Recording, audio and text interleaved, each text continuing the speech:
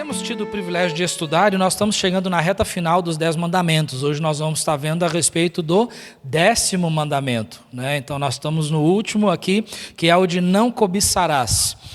Então nós vamos ver quais implicações esse mandamento traz para as nossas vidas, tá bom? Hoje não vai ser a última mensagem, e aí na próxima mensagem nós vamos fazer um apanhado geral, uma aplicação mais profunda, né? Um resumo, um fechamento de tudo isso, tá bom? Mas vamos fazer a leitura então. Abre lá sua Bíblia em Êxodo capítulo 20. Nós vamos fazer a leitura do capítulo 20 de Êxodo. E nós vamos, como nós temos feito, sempre começando do primeiro versículo. Tá? E hoje nós vamos indo até o versículo 17. Que aí esta é uma forma de nós continuarmos relembrando, né, os mandamentos. Tá bom? Êxodo capítulo 20, versículos 1 até o 17. Tá? Versículo 1 a 17. Eu vou começar a fazer a leitura, você pode acompanhar aí na palavra de Deus. A Bíblia diz assim: Então falou Deus todas estas palavras, dizendo: Eu sou o Senhor teu Deus, que te tirei da terra do Egito, da casa da servidão. Não terás outros deuses diante de mim. Não farás para ti imagem de escultura, nem alguma semelhança do que há em cima nos céus, nem embaixo na terra, nas águas debaixo da terra. Não te encurvarás a elas, nem as servirás, porque eu, o Senhor teu Deus, sou Deus zeloso, que visito a iniquidade dos pais nos filhos, até a 3ª e 4ª geração daqueles que me odeiam. E faço misericórdia a milhares dos que me amam e aos que guardam os meus mandamentos. Não tomarás o nome do Senhor teu Deus em vão, porque o Senhor não terá por inocente o que tomar o seu nome em vão. Lembra-te do dia do sábado para o santificar. 6 dias trabalharás e farás toda a tua obra. Mas o 7º dia é o sábado do Senhor teu Deus. Não farás nenhuma obra, nem tu, nem teu filho, nem tua filha, nem o teu servo, nem a tua serva, nem o teu animal, nem o teu estrangeiro que está dentro das tuas portas. Porque em 6 dias fez o Senhor os céus e a terra, o mar e tudo o que neles há, e ao 7º dia descansou. Portanto, abençoou o Senhor o dia do sábado e o santificou. Honra a teu pai e a tua mãe, para que se prolonguem os teus dias na terra que o Senhor teu Deus te dá. Não matarás, não adulterarás, não furtarás, não dirás falso testemunho contra o teu próximo. E o versículo 17, não cobiçarás a casa do teu próximo, não cobiçarás a mulher do teu próximo, nem o seu servo, nem a sua serva, nem o seu boi, nem o seu jumento, nem coisa alguma do teu próximo. Amém? Então nós vamos fixar as nossas atenções aqui no versículo 17, falando a respeito desse 10º mandamento: não cobiçarás. Nós chegamos a entender que esses 10 mandamentos, eles se dividem em 2 partes. Nós temos a primeira parte que fala a respeito do nosso relacionamento com Deus. Não terás outros deuses diante de mim, Deus diz. Não farás imagem de escultura e nem te encurvarás a elas. Não tomarás o nome do Senhor teu Deus em vão. 6 dias trabalharás. Tudo isso fala a respeito do nosso relacionamento com Deus. E nós temos a segunda divisão que fala a respeito do nosso relacionamento com o próximo. Então ele diz: honra teu pai e a tua mãe, porque o meu pai, a minha mãe são os meus próximos. Não matarás, quem? O teu próximo. Não adulterarás, não furtarás, não dirás falso testemunho contra o teu próximo. E aí então não cobiçarás nada do teu próximo. Basicamente é o que o versículo 17 está dizendo. Eu chamo a sua atenção para esse mandamento, esse 10º mandamento, porque ele tem um diferencial dos demais. E isso é muito interessante. Porque quando nós pensamos a respeito do 10º mandamento, em comparação com esses outros que falam a respeito da minha relação com o meu próximo, ele tem um diferencial. Por exemplo, quando fala honra teu pai e a tua mãe, isso aqui se refere a algo exterior, a uma ação. Aquele que desobedece o seu pai e a sua mãe não está honrando. Então, ou seja, o ato, né, de desobedecer pai e mãe, ele é desonra, é desonroso diante do Senhor. Então isso diz respeito a uma ação. Quando ele fala não matarás, também diz respeito a uma ação, algo exterior, uma prática errada. Quando ele fala sobre não adulterarás, também ele está se referindo a uma ação exterior, a uma prática que não deve ser feita. Não furtarás da mesma forma, a uma prática, uma ação. Quando ele fala não dirás falso testemunho contra o teu próximo, também se refere a uma ação. Agora, e não cobiçarás nada do teu próximo? Isso é uma ação? Não, na verdade é uma intenção, o interior. Consegue ver o diferencial desse mandamento? Os outros que nós temos com relação ao meu próximo, nós temos ali ações, atitudes que não devem ser feitas, mas já no 10º, ele vai lá no íntimo do coração, porque ele trata de algo antes mesmo que se faça. Ele fala a respeito do coração. Eu posso cobiçar alguma coisa e não necessariamente tomar aquela coisa, mas eu posso cobiçá-la. Ou seja, esse mandamento ele diz respeito ao nosso interior, ao nosso coração. E nós chegamos a entender, irmãos, estudando a palavra de Deus, claramente, é muito claro para nós que o pecado, ele parte do coração. O próprio Senhor Jesus Cristo disse que do coração é que saem todas essas coisas que não prestam, todas essas coisas indevidas, saem do coração. O que contamina o homem não é o que entra, mas é o que sai. Por quê? O que sai vem do nosso coração. Então, quando esse mandamento é mencionado, não cobiçarás, ele trata a respeito do coração. Agora, é claro que quando uma pessoa continua alimentando a sua cobiça, isso muito provavelmente leva à prática, a alguma prática errada. Mas tudo começa no coração. Então, enquanto nesses outros mandamentos nós temos ações que não devem ser feitas, ali nós temos uma intenção do coração que não deve haver, que é a intenção da cobiça. E quando nós falamos a respeito do coração, nós temos vários exemplos a respeito disso, a respeito da cobiça, que tudo começa no desejo, antes mesmo de tomar. Se você ler Gênesis capítulo 3, onde fala a respeito da queda do homem, você vai ver ali que o que aconteceu foi que Eva olhou para aquele fruto, viu que ele era desejável para dar entendimento, e aí depois que ela cobiçou é que ela tomou daquele fruto e deu ao seu marido e ele comeu juntamente com ela. Nós temos Davi. Lá em 2 Samuel capítulo 11, falando a respeito do pecado de Davi. Houve um momento na vida do rei Davi que ele saiu lá no seu palácio, passeando pelo terraço, e ele viu uma mulher se banhando. E aí então ele cobiçou aquela mulher, e só depois da cobiça, ele alimentou aquela cobiça, e aquela cobiça o levou à prática. Então ele mandou chamar aquela mulher e se deitou com ela, e ele pagou um alto preço por isso. Então você vê que tudo começa no coração.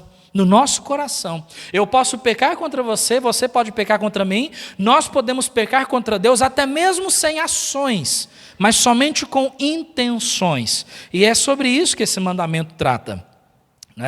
Então, nós temos vários ensinamentos na Bíblia que falam a respeito do pecado no nosso coração. Um grande exemplo disso é Tiago. Tiago nos fala a respeito disso claramente. Olha só, Tiago capítulo 1, versículos 13 a 15, olha o ensinamento que nós temos. Ninguém sendo tentado diga, de Deus sou tentado, porque Deus não pode ser tentado pelo mal, e a ninguém tenta. Mas cada um é tentado quando atraído e engodado pela sua própria concupiscência, pelo seu próprio desejo, pela sua própria cobiça. Depois, havendo a concupiscência concebido, dá a luz ao pecado. E o pecado, sendo consumado, gera a morte. Você vê que tudo começa na cobiça, tudo começa aqui dentro do meu coração. Então o pecado parte dali. Então nós temos ali, Tiago informando para nós claramente que toda essa cobiça, isso parte do nosso coração. Então o que nos leva a pecar é o nosso coração pecaminoso. Não são circunstâncias da vida, não são coisas que fazem contra mim, coisas que acontecem contra mim, alguma influência da sociedade, nada disso nos leva a pecar. O que nos leva a pecar é o nosso coração que é pecaminoso. E nós falamos muito disso no começo desses estudos, porque quando nós tratamos do assunto não terás outros deuses diante de mim, irmãos, nós vemos claramente que o nosso coração é uma fábrica de ídolos.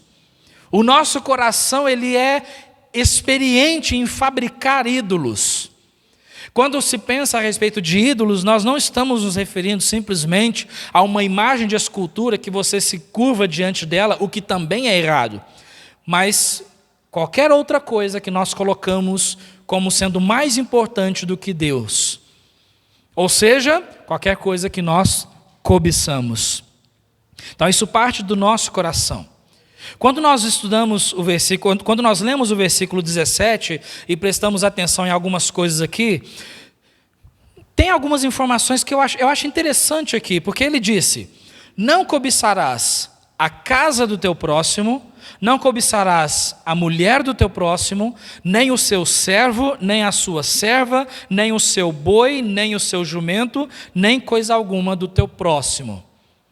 É muito interessante que a forma com que foi construído esse mandamento, eu não creio que foi à toa que foi mencionado servos, jumento, boi, casa. Particularmente, eu creio que a forma com que foi construído esse versículo aqui na palavra de Deus tem algumas informações importantes para nós, porque eu vejo aqui que ele menciona 3 áreas em que o homem é tentado fortemente a ser cobiçoso. 3 áreas em que o homem se mata de cobiça.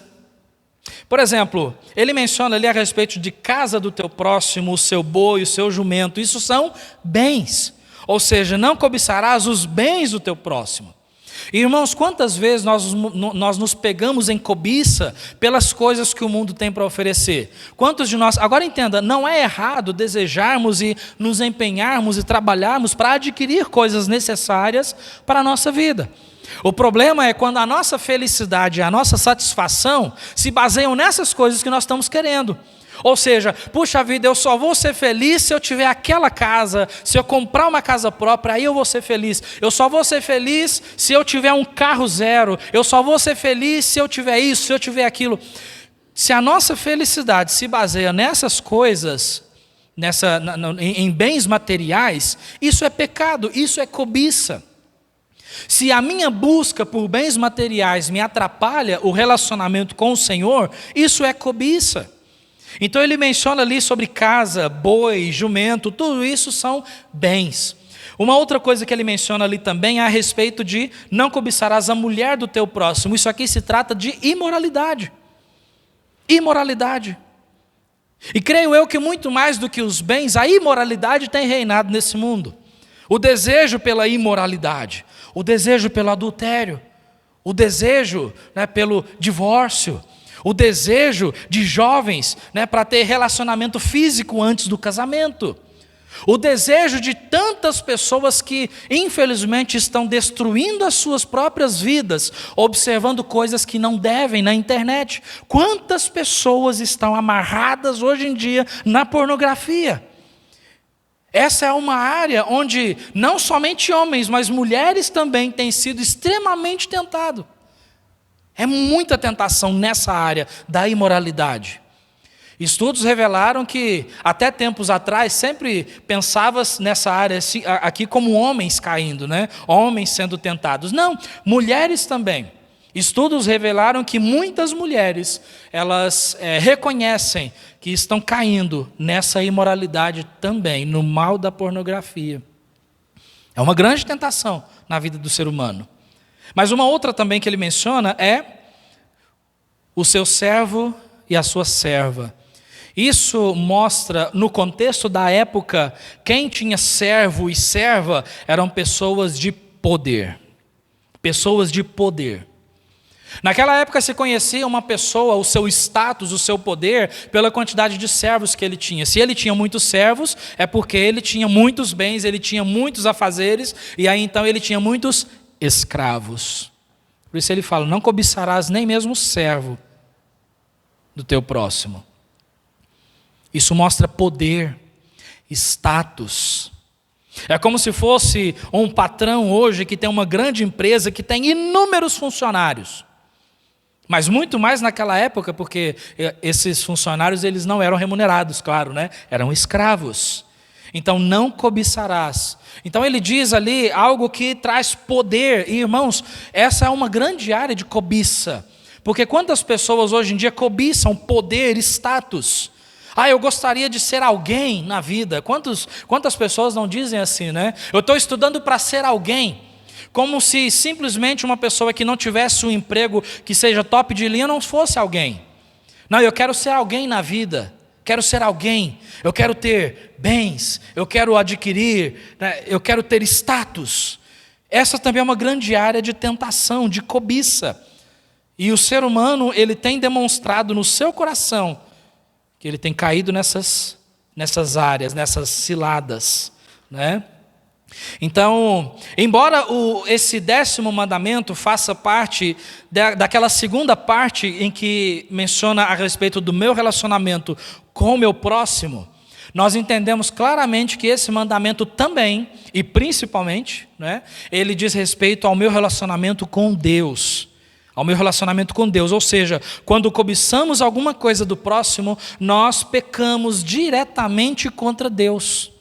Nós pecamos contra Deus, não somente contra o meu próximo, mas contra Deus.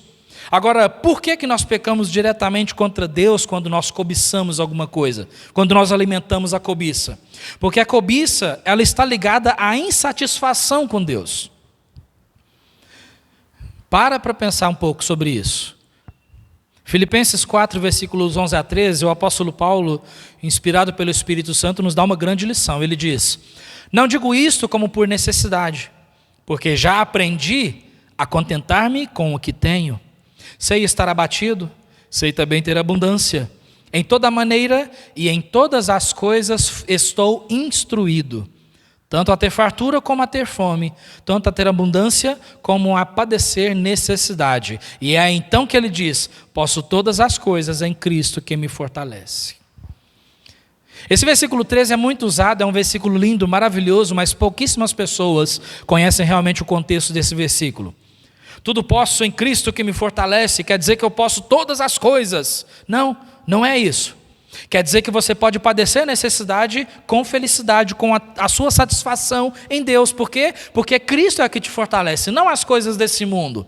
Não é um carro do ano que te fortalece, não é uma casa maravilhosa que te fortalece, móveis de primeira, um excelente salário, uma boa faculdade, um bom emprego. Não, nada disso traz satisfação real para a vida do ser humano. É Cristo. Por isso ele diz: posso todas as coisas em Cristo que me fortalece, tanto a ter fartura, ter fome, abundância, padecer necessidade. Mas Paulo ele fala alguma coisa muito interessante ali. Ele fala: já aprendi a contentar-me com o que tenho.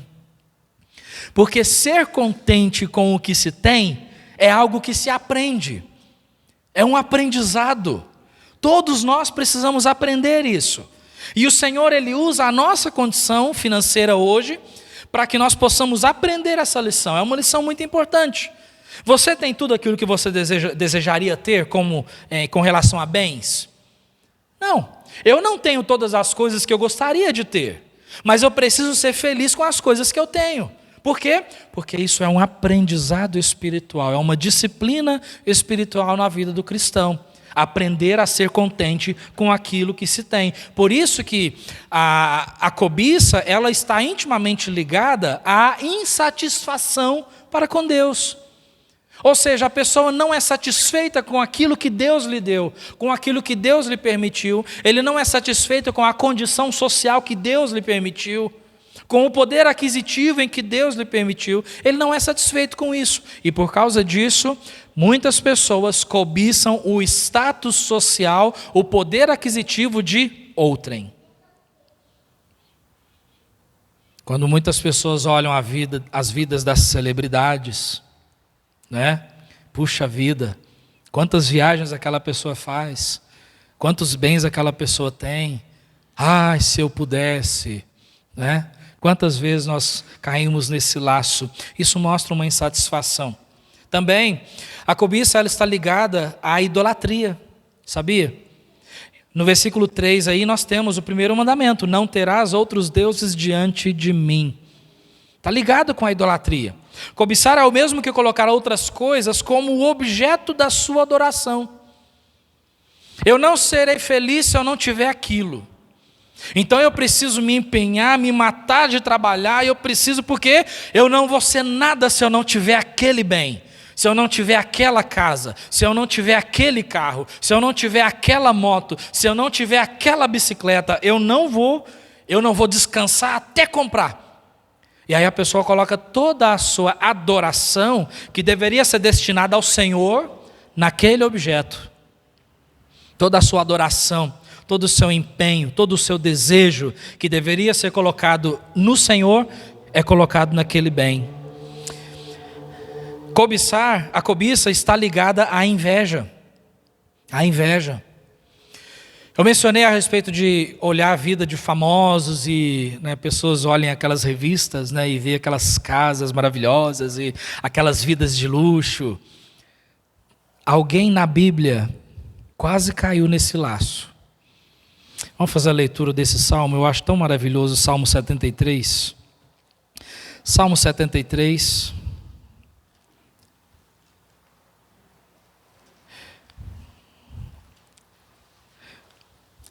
Nós não temos tempo para discorrer todo esse salmo. Quem sabe numa outra ocasião a gente faça um estudo um pouco mais profundo nele, é muito importante. Mas eu vou estar lendo aqui, então você acompanhe e tenta pegar as informações que Asaf, que foi o escritor do Salmo, que ele menciona aqui. Olha só, Salmo 73, versículos 1 a 16. Verdadeiramente bom é Deus para com Israel, para com os limpos de coração. Presta atenção que ele vai dizer. Quanto a mim, os meus pés quase que se desviaram. Pouco faltou para que escorregassem os meus passos. Por quê? Pois eu tinha inveja dos nécios, quando via a prosperidade dos ímpios. Porque não há apertos na sua morte, mas firme está a sua força. Não se acham em trabalhos como os outros homens, nem são afligidos como os outros homens. Por isso, a soberba os cerca como um colar, vestem-se de violência como de adorno. Os olhos deles estão inchados de gordura. Eles têm mais do que o coração podia desejar. Puxa vida, já pensou uma vida assim?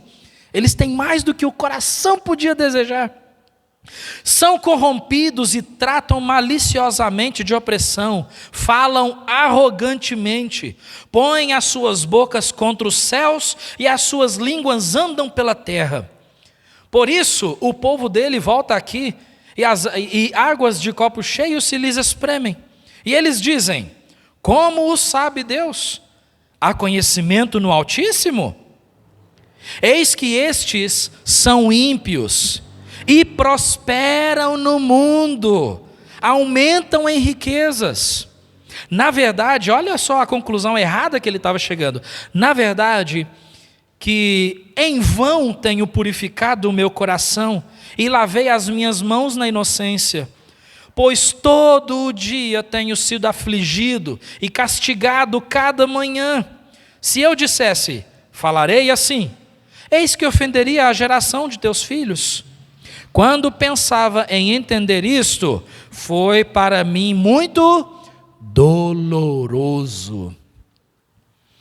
Conseguiu entender o que o salmista está dizendo? Ele começou a observar, ele começou a passear com os seus olhos pelo mundo e observar, e ele começou a ver os ímpios que prosperam, que se dão bem na vida, que não têm trabalhos, não têm tristezas, não têm problemas, os ímpios sempre subindo, sempre melhorando de vida, com uma vida boa, uma vida regalada, esplêndida.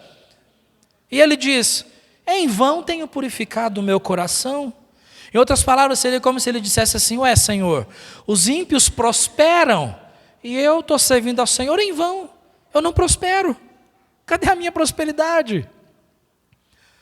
E aí então, quando o salmista ele começa a observar todas essas coisas, permitindo que a cobiça tome conta do seu pensamento, do seu coração, alimentando aquela cobiça, aquela inveja que ele sentia pelos ímpios, como ele disse ali, ele sentiu dores, para ele foi doloroso.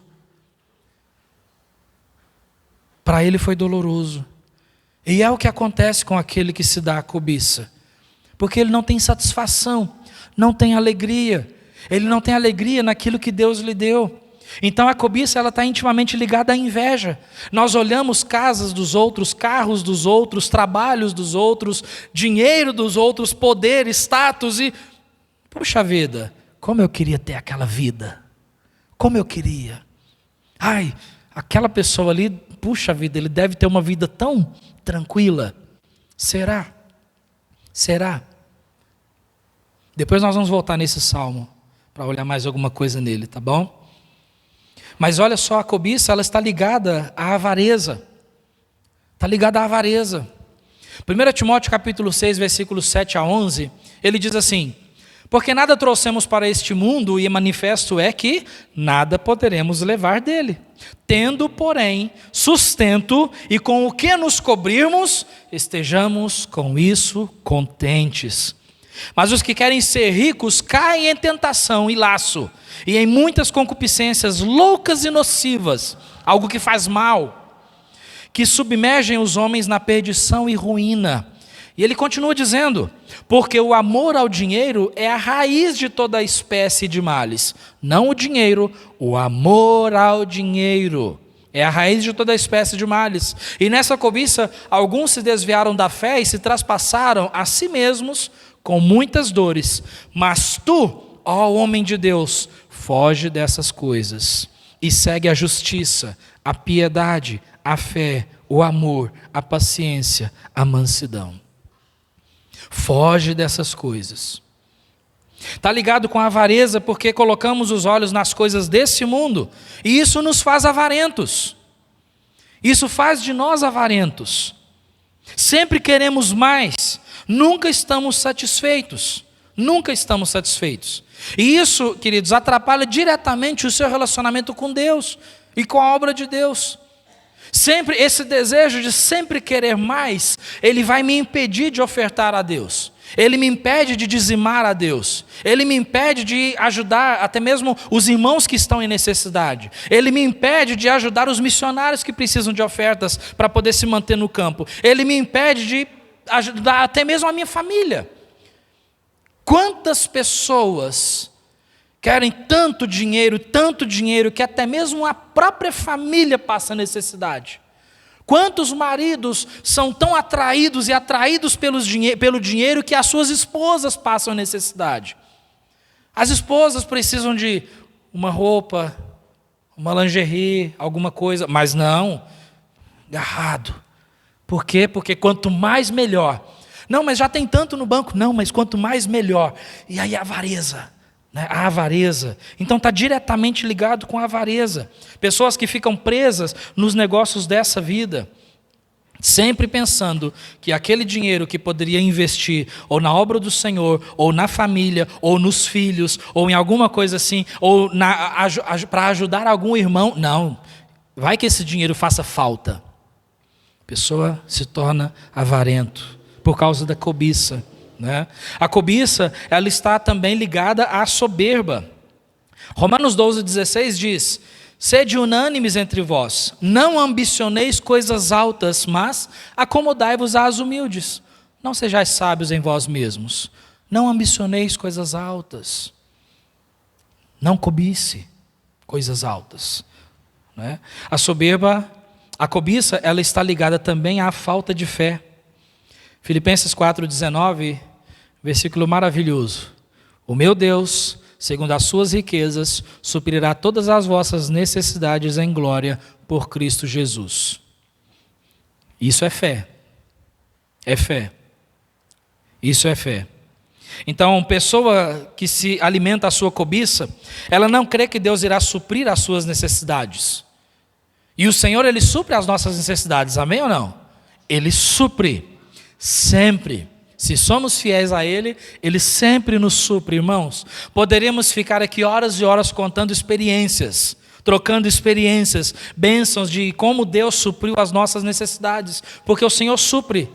O nosso problema, a nossa dificuldade é que além do suprimento das nossas necessidades, nós queremos o suprimento do nosso luxo, do nosso capricho, O ser humano nunca está satisfeito, isso faz parte de nós, nunca está satisfeito. É aquele famoso detalhe, né? Se tem o pão, quer a manteiga. Se tem pão com manteiga, ele quer uma geleia, alguma coisa ali. Se tem pão, manteiga, geleia, não, mas eu quero um cafezinho. Ah, mas se tiver um leitinho, melhor ainda. Ah, mas e aí nós sempre queremos mais, e sempre queremos mais, porque nós não estamos satisfeitos. Mas o Senhor prometeu cuidar das nossas necessidades. Davi, ele chegou a dizer que foi moço, e agora ele estava velho, mas ele nunca viu o justo padecer necessidade, e nem a sua geração a mendigar o pão. O apóstolo Paulo é um exemplo bíblico de um personagem na palavra de Deus que passou por necessidades, mas ele entendeu que tudo aquilo era um aprendizado, que o Senhor continuava cuidando dele, até mesmo quando ele não tinha aquilo que ele precisava naquele momento. Mas o Senhor sempre cuidava da vida dele. E é ele mesmo que diz ali, né, que Deus suprirá todas as necessidades em glória por Cristo Jesus. Quando nós acolhemos a cobiça no nosso coração, nós demonstramos que Deus não é a nossa única fonte de satisfação, alegria e felicidade. Nós precisamos de outras coisas para ser felizes. A cobiça é um pecado contra Deus e também contra o próximo.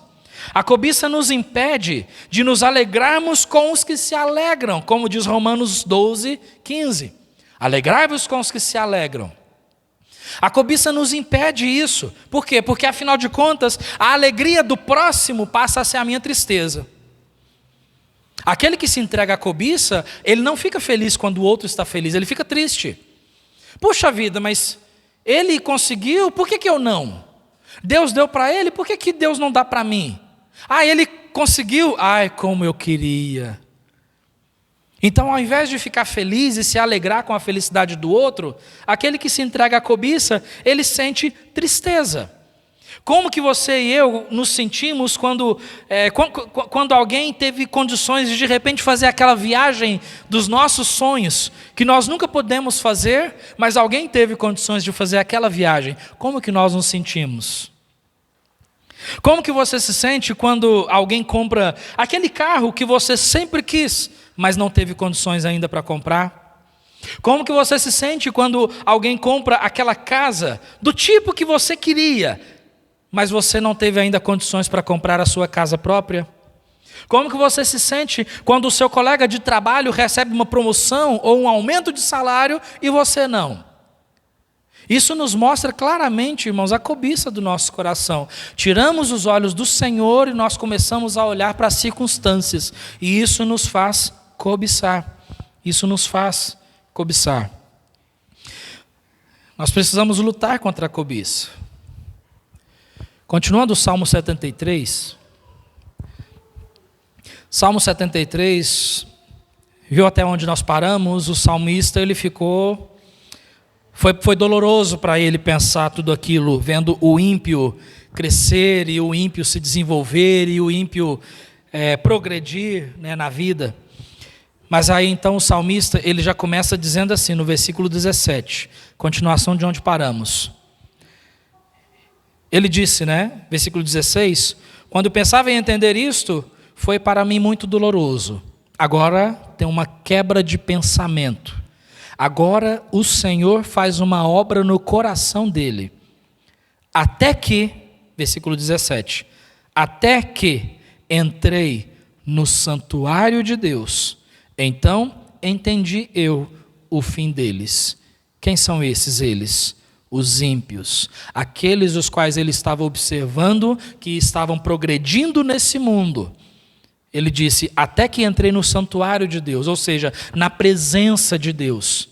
Aí ele entendeu o fim deles, e ele começa a dizer, certamente tu os pusestes em lugares escorregadios, tu os lanças em destruição, como caem na desolação, quase no momento, ficam totalmente consumidos de terrores, como um sonho, quando se acorda, assim, ó Senhor, quando acordares, desprezarás a aparência deles.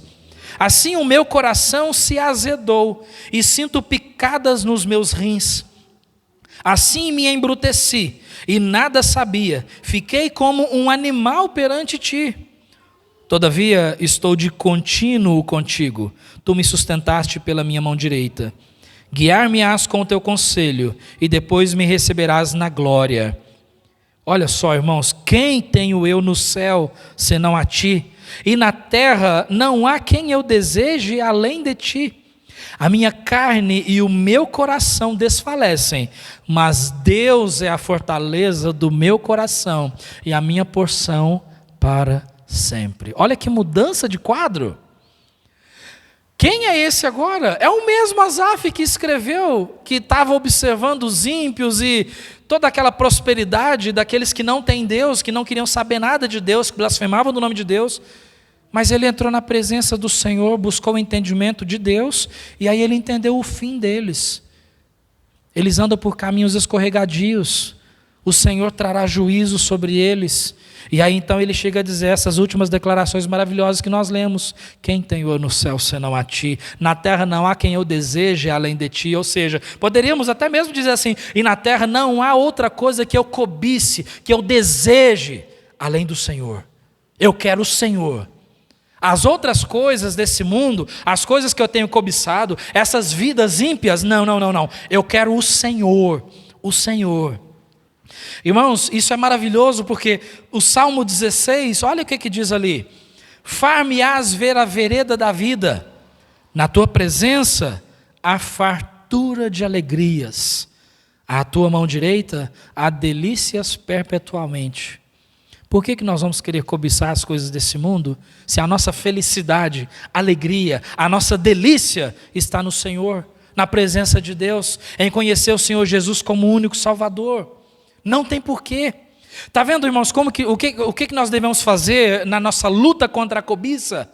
Direcionar esse nosso desejo pelas coisas desse mundo para o Senhor, para o céu, para as coisas do céu.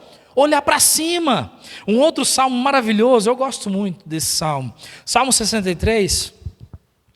Ó Deus, tu és o meu Deus. De madrugada te buscarei. A minha alma tem sede de ti. A minha carne te deseja muito em uma terra seca e cansada, onde não há água, para ver a tua força e a tua glória, como te vi no santuário. Porque a tua benignidade é melhor do que a vida. Os meus lábios te louvarão. Nós precisamos chegar no ponto que o escritor disse: a tua benignidade é melhor do que a vida. Senhor, nada nesse mundo que eu tenho cobiçado, nem status, nem o desejo pelo dinheiro, por bens e por tantas coisas, nada disso se compara à tua benignidade em conhecer o Senhor como o meu Salvador, como aquele que cuida da minha vida, aquele que prometeu suprir as minhas necessidades, não aos meus caprichos, as minhas necessidades. Todo o nosso desejo, o nosso anseio pelas coisas terrenas devem ser transferidos para as coisas do céu.